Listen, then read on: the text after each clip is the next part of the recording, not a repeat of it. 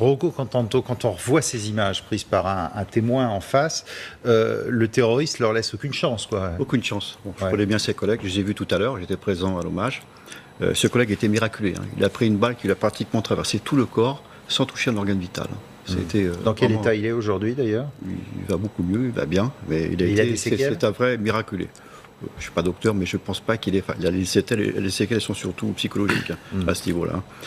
Oui, le terroriste s'est garé tranquillement derrière le car et a fait feu, et a arrosé avec sa Kalachnikov. Là-dessus, c'était une exécution. Arme de guerre. Arme de guerre, exécution sommaire. Les collègues ont réagi immédiatement, et un des collègues en particulier qui a immédiatement, en tir de riposte, tiré sur le terroriste pour le neutraliser. Sinon, les 4 collègues y passaient. Ouais. Et en plus, sur les Champs-Élysées, et d'autres, lui, il aurait épuisé toutes ses cartouches, en tirant d'abord sur les forces de l'ordre, qui sont les cibles privilégiées, et ensuite sur n'importe quel citoyen lambda. Et il avait plusieurs cartouches dans sa voiture, apparemment, de rechange. Hein. Tout à fait. Un arsenal. Tout à fait. Ouais, c'était Xavier, quoi. Ouais, il est toujours là avec nous, quoi. On lui a fait un petit mur des honneurs dans notre salle de pause. On pense toujours à lui, quoi. Xavier, si tu nous entends, bah voilà, hip hip hip, comme on dit. Il saura ce que ça veut dire. Non, on peut pas savoir. Non. Voilà, témoignage extrêmement poignant recueilli par Annie Bazard. Rocco Contento, dans quel état d'esprit ils sont un an après? Il y en a un des deux qui dit j'ai repris tout de suite après. Hein. Oui, alors souvent le choc arrive, mais vous avez des syndromes post-traumatiques qui arrivent bien après. Quelquefois plusieurs mois après. En général, le collègue tout de suite se sent fort, je vais continuer, je vais travailler, je vais pas arrêter. Et ensuite, il vaut mieux que je continue à la limite? Ça dépend des personnes en fait. Hein. Mais vous avez en général les syndromes post-traumatiques qui arrivent plusieurs mois après. Les collègues sont toujours touchés psychologiquement par cette affaire, ça sera à vie, c'est clair, puisque leur collègue est décédé, mais eux-mêmes, ils se sont vus quelque part mourir aussi. Hein.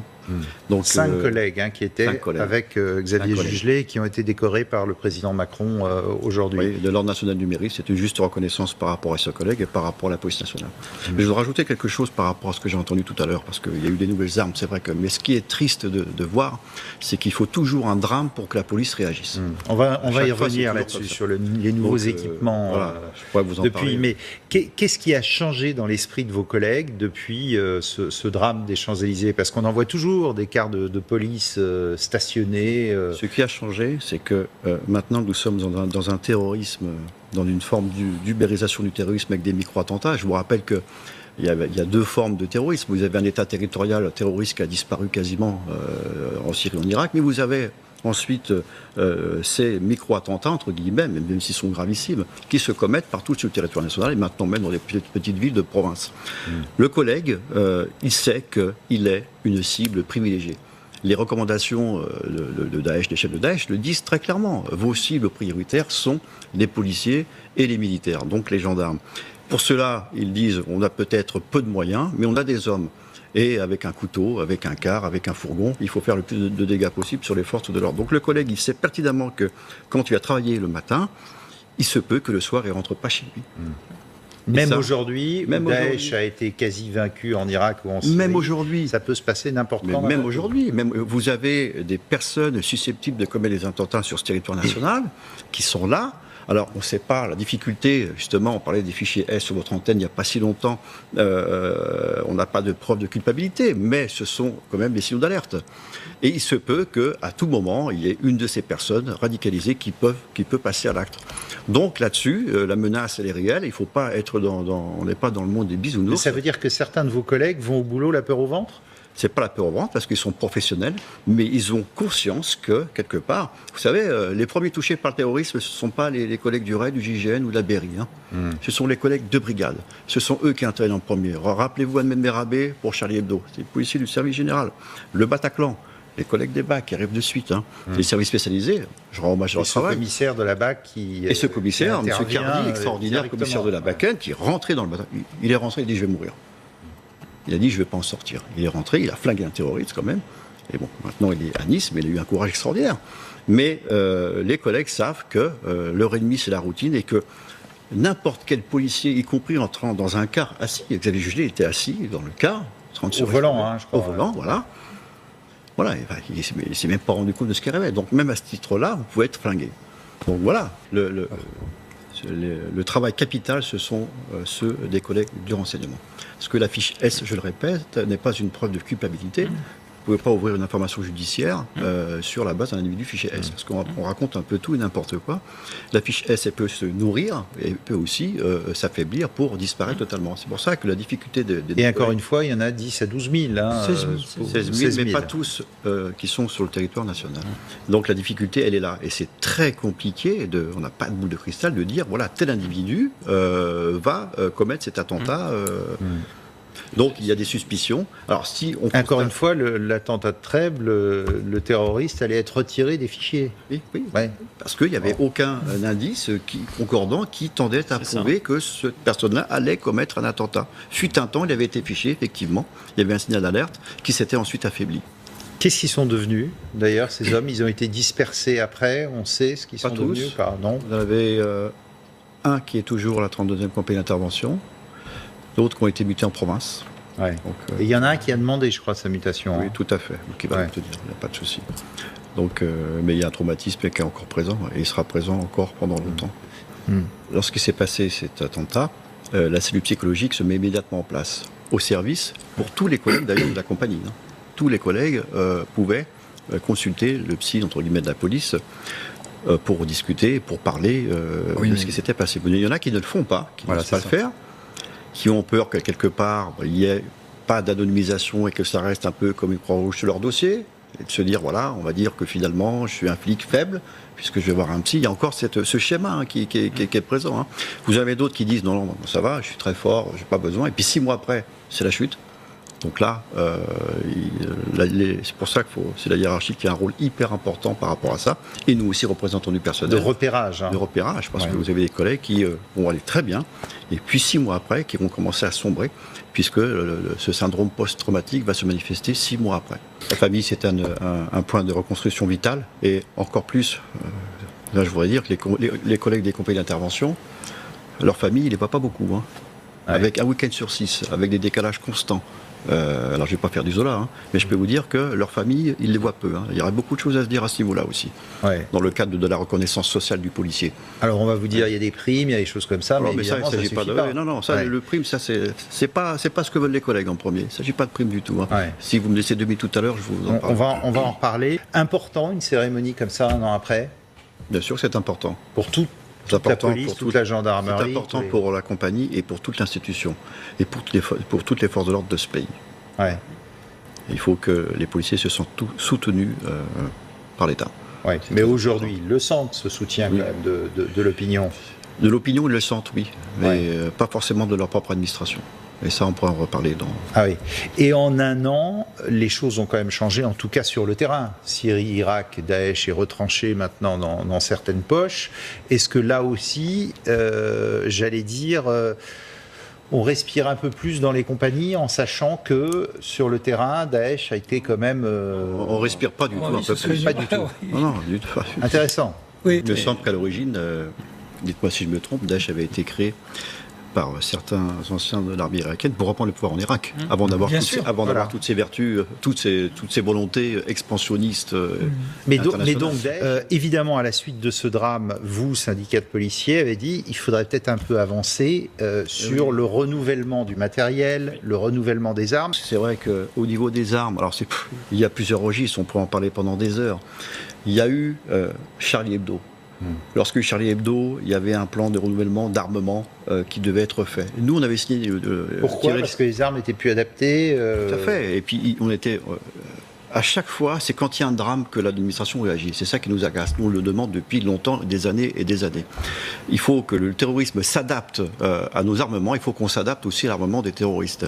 Donc, après Charlie Hebdo, ça n'a pas bougé. Il a fallu le Bataclan pour derrière que M. Cazeneuve mette en place ce fameux plan BAC avec le HKG-36. Donc ça, c'est une nouveauté. Mais le HKG-36, encore faut-il être formé pour l'utiliser.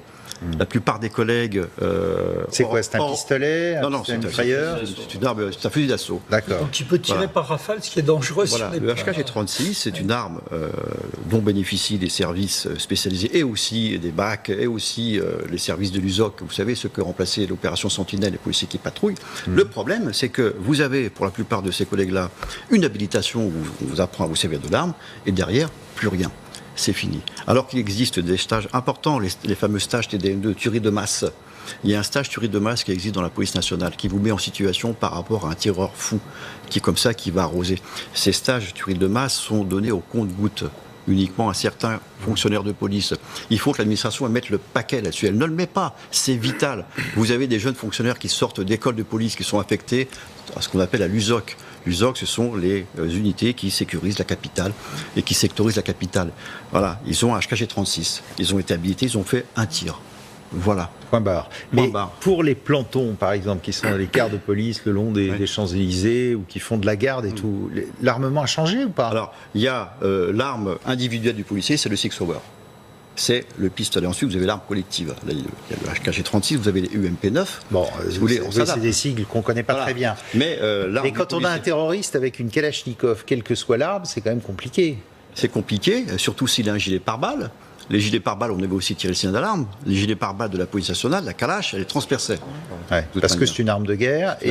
Et y compris, elle peut transpercer plusieurs personnes. Oui, exactement. Des véhicules. Tout à fait, ça vous transperce un moteur de voiture. Ah oui. Voilà. Ouais. Donc voilà, c'est une arme de guerre de catégorie 1. Même les BAC, vous avez certaines BAC qui sont formées au compte-gouttes. Vous avez quelques stages qui tombent et vous avez un nombre incalculable de fonctionnaires. Vous avez un service de formation dans la police nationale qui se tire les cheveux. Mais il faut une volonté politique de notre ministre de mettre le paquet et pour financer le plus de stages possible. On est dans un contexte d'attentats qui peut se répertorier, qui peut se répercuter, y compris en province. Même le petit flicard de province, il sait maintenant qu'il n'est pas à l'abri d'être une cible de Daesh. Un exemple très concret, l'administration veut mettre en place la police de sécurité du quotidien. On n'en parle que de cela en ce moment. Hein, c'est la réforme phare de notre ministre. Première étape, on veut sanctuariser la mission police-secours. C'est capital. La police-secours, c'est la mission cardinale de police qui fait qu'on intervient sur le tout venant au contact avec le citoyen. Vous avez certains commissariats de police qui n'ont même pas une police-secours pour tourner. Alors il faut peut-être, avant de mettre une réforme en place, se donner les moyens. Alors que ça existait avant, police-secours. Mais ça a toujours existé. Ouais. Il y a dans l'administration ce qu'on appelle un PRA, un plan de renouvellement d'automobile. Le PRA 2017 n'a même pas été, à ce jour, fourni au commissariat. Parce qu'on nous dit par exemple qu'à Paris, maintenant, il y a des voitures de police électriques. Oui, alors la plupart, vous savez où elles sont devant les commissariats parce que pour certains sites, il n'y a pas les bornes encore. Ah oui. Donc elles sont déchargées. Voilà, elles sont là. Vous avez des ministres successifs qui se succèdent avec toujours une réforme à la clé. On veut très bien, on veut être populaire, on veut laisser sa trace. Donc vous avez eu M. Chevènement avec la police de proximité, M. Sarkozy avec la fameuse méritocratie, la culture du résultat, et maintenant on a M. Collomb avec la PSQ, la police de sécurité du quotidien. Le problème c'est que tout ça, ça n'a aucune continuité. Souvent le ministre qui arrive après, il tricote ce qu'a fait le précédent. Donc voilà, on n'avance pas. Mais je vais vous dire, vous pouvez donner aux policiers le meilleur armement de la Terre, c'est pas ça qui va faire en sorte que son mal-être disparaisse. Parce que vous savez, on a fait, nous, un questionnaire sur 11 000 policiers, les états généraux de la police nationale, de la police francilienne. Vous savez, la préoccupation première du policier parisien et d'Île-de-France, c'est ça, c'est le manque de reconnaissance sociale. C'est ça. C'est vital. Et ça, l'administration n'en parle pas. On met ça en queue de connaître, on se voit la face, on enterre ça sous terre. Mais c'est-à-dire de la part de la population?